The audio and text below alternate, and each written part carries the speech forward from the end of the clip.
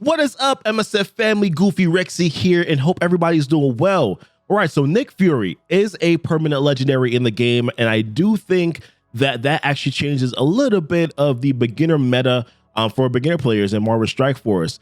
So we're gonna go through that, how kind of it might shake things up a little bit, where I would definitely recommend, for you to go after getting him and where he can be used. All right, guys, let's start right now.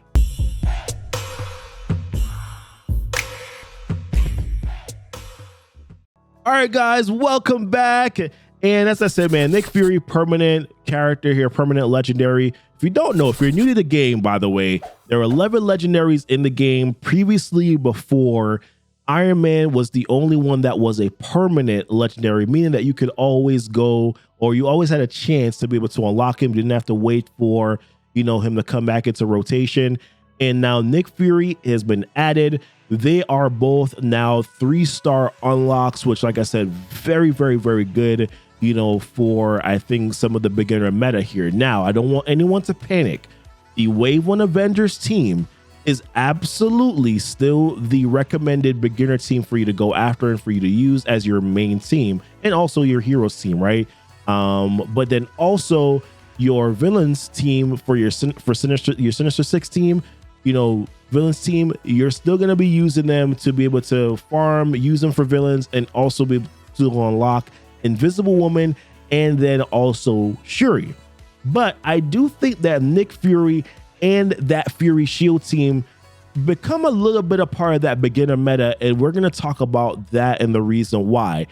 A lot of beginner players are always asking me the question, and I always kind of, I feel like I give pretty good advice when it comes to this, but what team should I use when it comes to doing raids, right?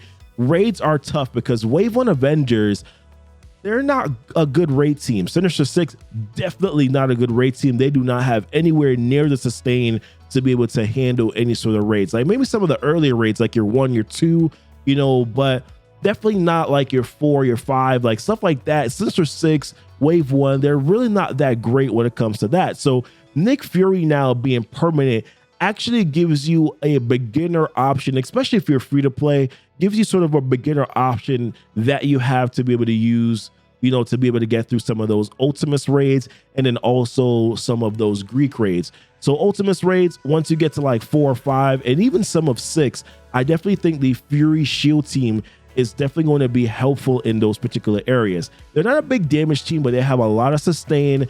Nick Fury being at the helm, the leader, is very good. Very, very, very good option for you. You can also use them kind of hybridly too. There is some synergy with Cap, Black Widow, and also Hawkeye as well. Hawkeye's not a great, sort of raid tune, so maybe you leave him off, but Black Widow, Captain America are really good characters that you can use, for your, as a hybrid with Nick Fury. Shield Medic as a shield minion becomes really, really useful. Shield Security also becomes really useful. A lot of those shield minion characters, they become very valuable characters when Nick Fury is leading that team. So for your raids, Ultimus, absolutely very good viable option. Ultimus 6, maybe once you start doing like difficulty 1, 2, maybe they fall off, but definitely for your Greek raids, for the alpha raids, you have a global node or global lanes. They're going to be helpful for you in those global lanes. You also have your beta raids where you have your skill tech lanes, right? Like Fury Shield or Fury Hybrid, maybe Fury Shield, and then probably maybe Fury and Black Widow. You can use them as a part of your beta raid skill tech lane. Then you also have your gamma raids, right? Your gamma raids, you specifically need shield characters in order to be able to do some of those lanes, in your gamma raids. So I don't know, man. I'm thinking about it from that perspective of players. You guys are beginner players, always asking, and I'm hoping that this is going to provide you with a good answer here. Fury Shield team is definitely going to be a team that you could use for those raids. I also want to say this too. As we progress through the game here, progress through these days, Doom's influence did change how some of these characters are available, primarily for your Wave 1 Avengers, what I'm going to be talking about here. So Mysterio, for your Sinister Six, right? Mysterio was available now in nodes, previously in Heroes 2-3. Previously before this, he was only available in the raid store. You know, Green Goblin was available in the later nodes, not the same anymore. So, you know, Green Goblin is now available in Villains 2-3. You also had some of these other Sinister Six characters that were available, you know, made it a little bit easier for you to be able to get to and farm those nodes.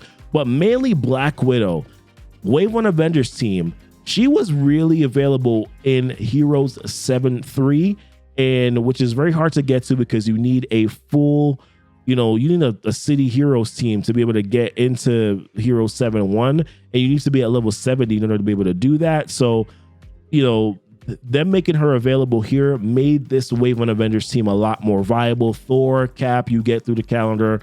Hulk, you get through achievements. So there's a possibility that later on down the road that the Fury Shield team might actually be the new beginner meta team after this 42 days is up, you know, because Doom's influence, you know, like I said, is going to go away or whatever you want to call it. They may extend this though, because they did extend it previously before, but we'll definitely reconvene at that point in time in this 42 days to see, you know, whether or not they are going to be changing it. So just wanted to say that Fury team, definitely very good, you know, for your raid team.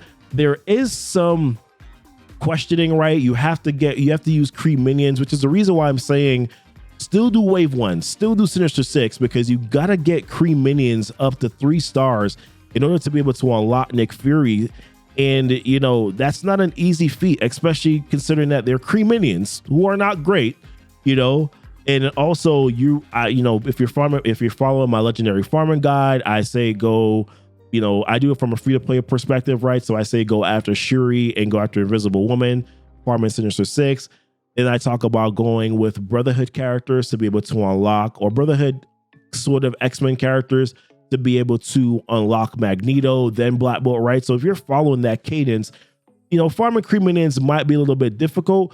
But what I would suggest, or this is probably the way that I'm going to do it on my baby account here, right, is that I'm going to continue to farm my Sinister Six characters. I'm going to unlock Black Widow. And once I unlock Black Widow, I probably will sneak in, you know, a couple farms if I can, maybe an extra farm, right? You know, extra character farm for probably Kree Noble or Kree Cyborg or Kree Reaper who actually have campaign nodes, you know, and, you know, that way it won't deter me from farming my main stuff. But on a back burner here, like a secondary farm, I'll be farming one of those minions to be able to get, you know, to that Nick, to be able to get to the point where I can unlock Nick Fury. You do also have this too in the store, which I wouldn't recommend. $34.99 offer, 5 or 3-star unlock for these characters. I don't know, man. Kree minions, it's just hard for me to say, yeah, go drop money on farming this, especially when we see this offer right here at $25. This one's at $35. I don't know. I would just grind it out. I would grind it out if I were you. This is a lot more of a valuable offer. You know, you're going to need some of these characters, mainly Mysterio, you know, Rhino, for your Doc Ock Sinister Six team. You know, Vulture is still a good character. This for me is more valuable. I understand why they probably did this, right? $35, you unlock Nick Fury. You know, this guarantees you're unlocked for Nick Fury essentially because you already have all the stars. It's a 3-star unlock. This here, you still need to farm them even if you unlock them at 3 stars. So I kind of get it. It's just, I don't know, just the price point is just really cray. So that's the reason why I wouldn't do it. But listen, man, I think Nick Fury, the Fury Shield team gives you a good option here for your raid team. Still also potentially might be your new beginner meta team. You know, if Doom's influence doesn't continue on, then that might change the dynamic a little bit. Kree minions are a little bit difficult to farm because they're Kree minions and nobody wants to do that. Open up those Blitz orbs so that you can land, you know, Kree Royal Guard. Open up those raid store orbs so you can land those shards for Kree Oracle. And then just trickle in every now and again some farms here. Nick Fury's permanent, right? So you don't have to rush it, you know, so that you can unlock some of those minion characters. But listen, guys, I appreciate you guys very much. If you have any questions, just ask. Descriptions are down in the description down below. You can also catch me live on Twitch. You know, if you haven't already, subscribe to the channel, share the video, you know, also hit the notification bell so you will know whenever I do post videos. And yeah, join my Discord. Listen, guys, appreciate y'all very much. Y'all be blessed. Y'all be safe.